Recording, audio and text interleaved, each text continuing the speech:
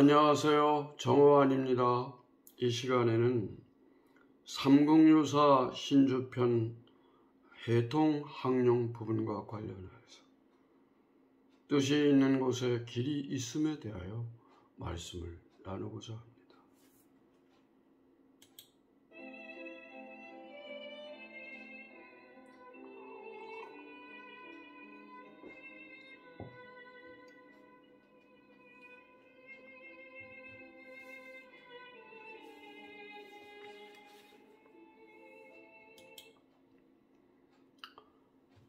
뜻이 있는 곳에 길이 있다.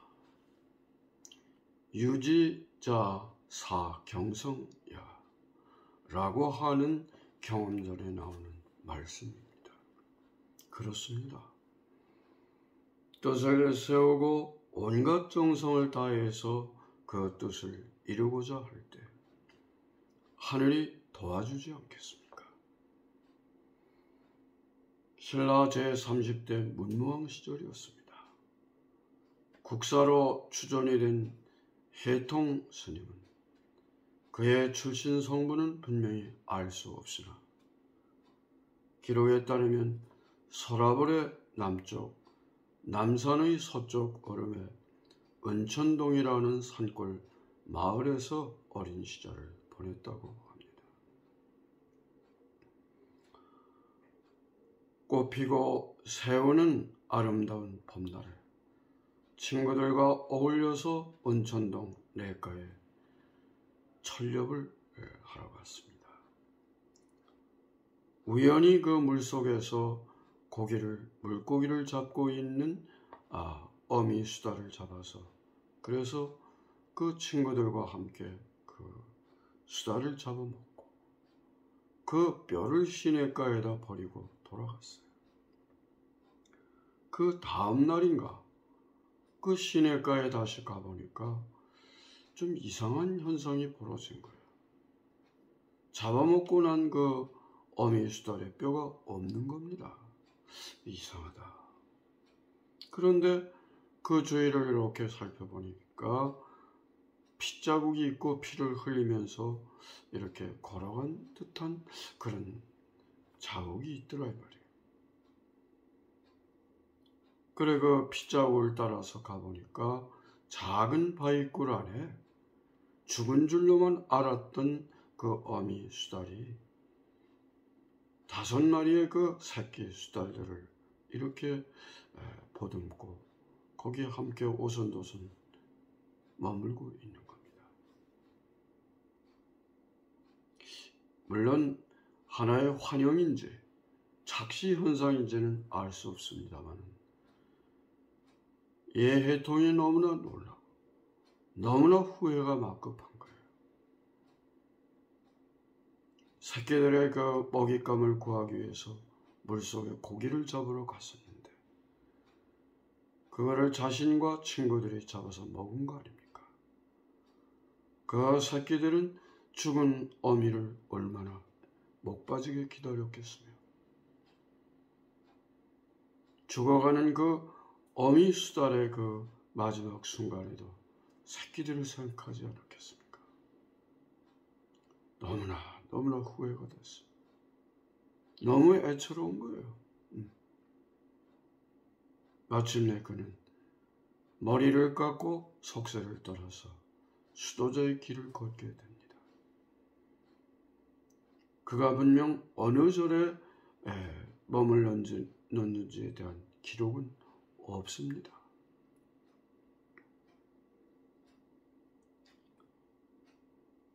때에 따라서 여러 가지 당나라로 이렇게 견당 유학을 가는 스님들이 있었는데 그 틈에 같이 끼어서 당나라로 바다를 건너서 갔어요. 당나라에서 널리 알려진 무의 삼장법사를 찾아서 그의 문화생이 되기 위해서 이제 마침내 삼장법사를 찾아 들어갔어요.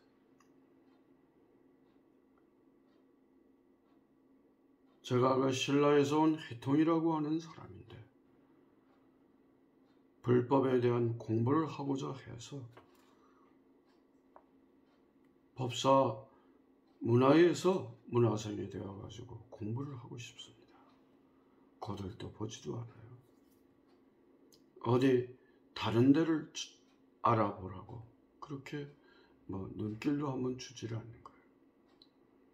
사정사정 해보았지만 역시 마찬가지.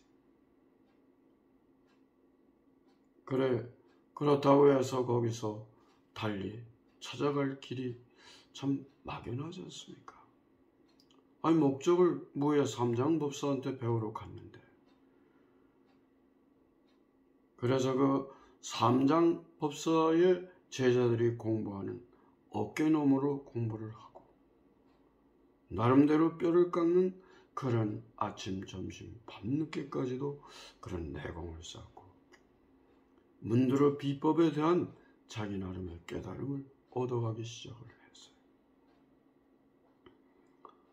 봄과 가을이 3번, 3년이 지난 같은 날 그 삼장법사를 다시 찾아갔어요. 법사님 문화에서 문화생이 되어가지고 제자가 되고 싶습니다. 받아주시지 않겠습니까? 동화반복 다른 데 가서 알아보라고 합니다.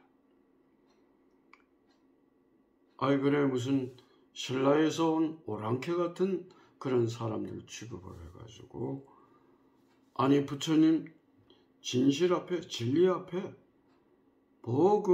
중국 사람이 따로 있고 신라 사람이 따로 있겠습니까? 부하같이 밀었어요. 참 기가 막힌 일 아닙니까? 그래서 그는 절마당 한 구석에서 마침내 그 작은 화로 거기다가 숯불을 갖다가 잘 이렇게 그 불을 붙여가지고 머리 위에다가 이렇게 그 화로를 이고서 얼마 동안 거기서 그 뜨거운 숯불 화로를 이고 있었던 거 아닙니까? 정수리가 터지는 소리가 펑 하고 났습니다. 이에 놀란 무의 삼장과 그의 제자들이 그 절간 마당으로 와서 보니까 그 회통이 그렇게 정수리가 터지는 소리가 난 것을 알게 되었어요. 그래 그 제자들로 하여금 그 정수리에 이고 있던 그 화로를 내려놓게 하고 빼앗듯이 그 화로를 내려놓고 무의 삼장법사가 주문을 외우면서 그의 터진 정수리를 이렇게 쓰다듬어주고 보듬어 줬습니다. 그렇게 하기를 몇 며칠, 마침내 그 터졌던 정수리가 거짓말같이 다 나아진 겁니다. 그런데 그 터진 정수리가 나은 자리에 임금왕자의 그 왕자가 그려져 있는 그런 흔적이 남은 겁니다. 그래서 사람들은 이르기를 왕화상이라고 이렇게 별명을 붙여서 이제 이렇게 부르게 됐다는 것이죠.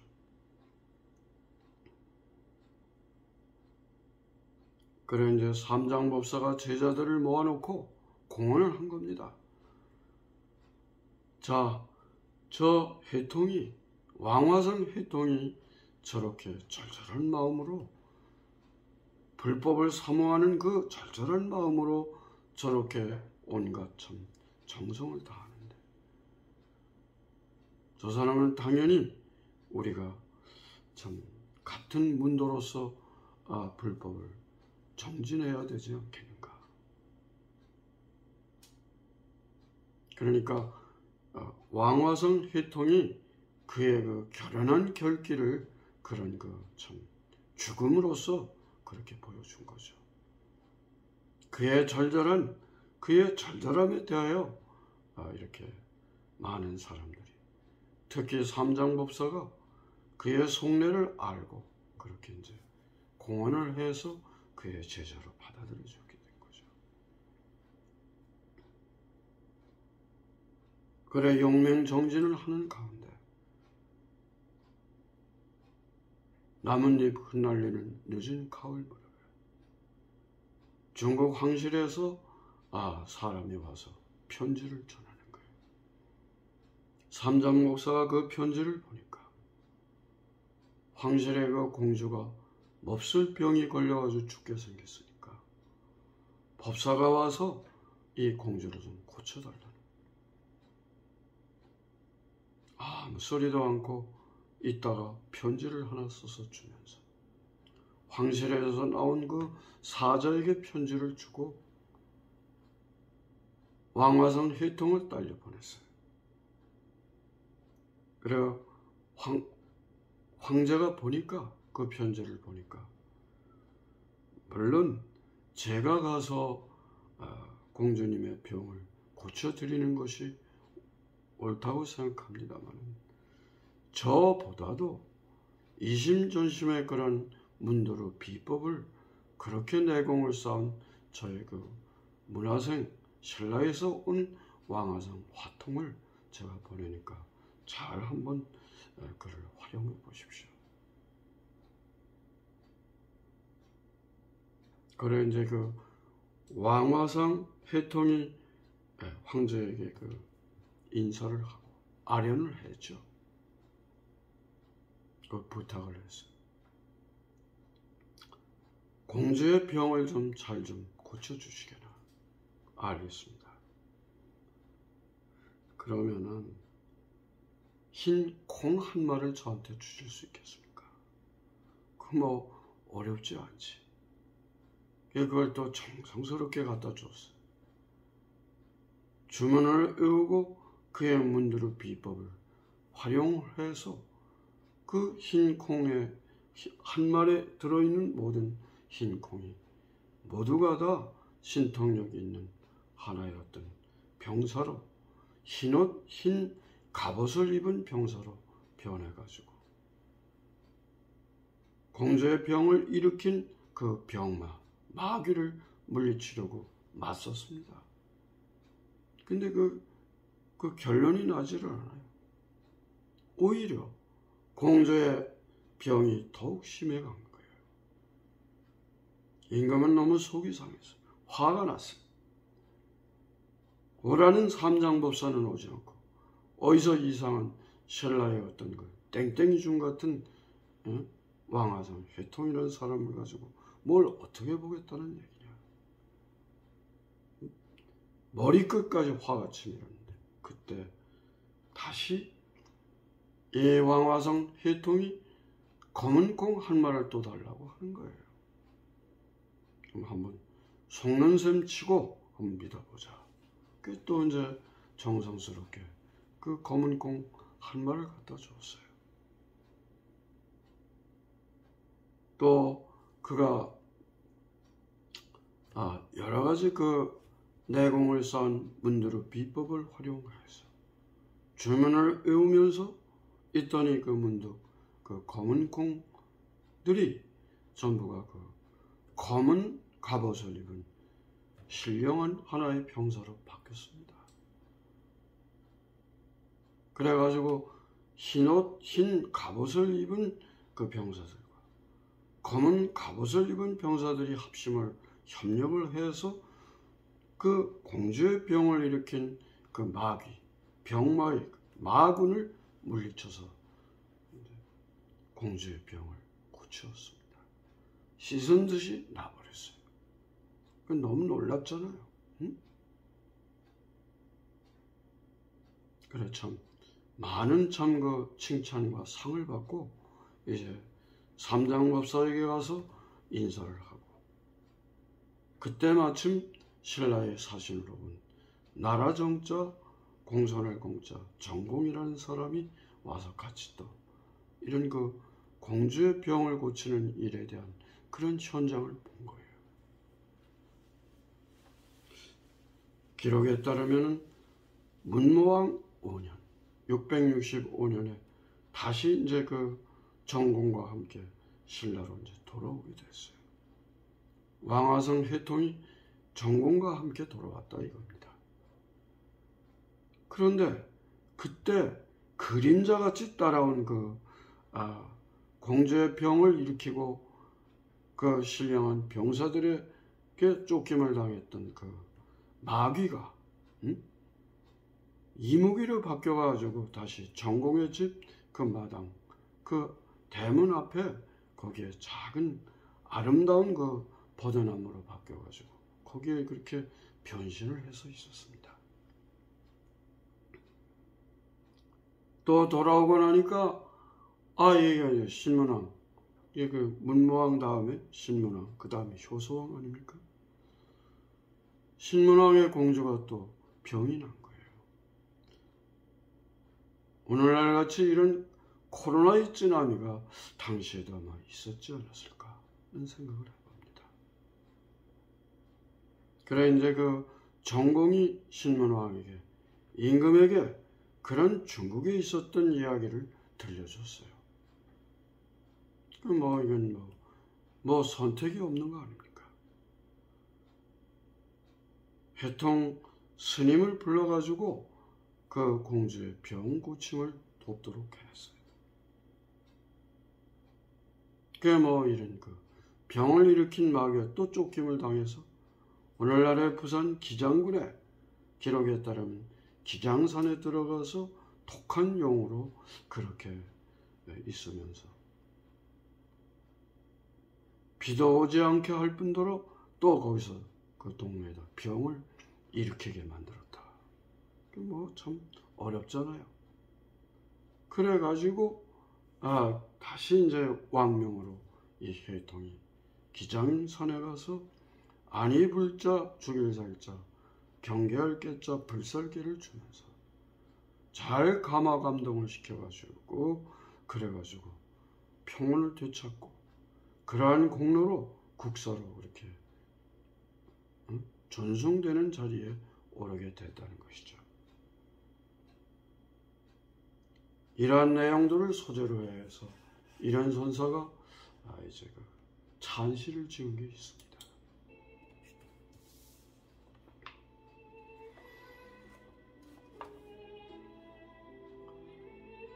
복숭아 살구꽃 그림자가 어울리는데 오솔길 봄은 깊어 시냇물 양언덕에 꽃은 피고 진다. 해통이 수다를 잡아 피를 보고 참회를 하면서 수도자 수도승이 되었고 병마를 잡아서 모두 서랍을 밖으로 물리쳤다네.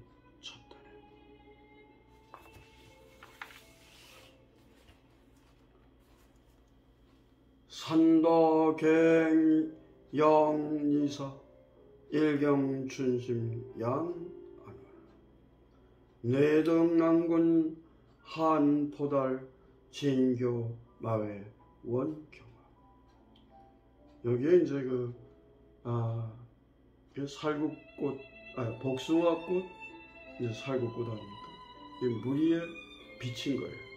아름다운 봄 경치를 말하고. 뇌도 이 뇌자는 원래가 힘입을 뇌자지만 또 다른 뜻의 다행히, 요행히, 우연히 그런 뜻이 있습니다. 우연히 친구들과 함께 한가로이 전략을 갖다가 수다를 잡아둔 거죠. 참회를 하고 수도자의 길을 걷게 되고 속세를 떠난 거죠. 그래서 신라의 국사가 된 거 아닙니까?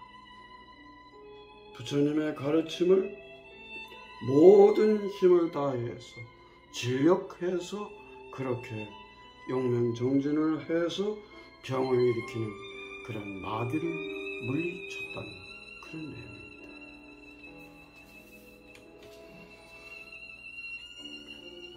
건강하고 행복하세요.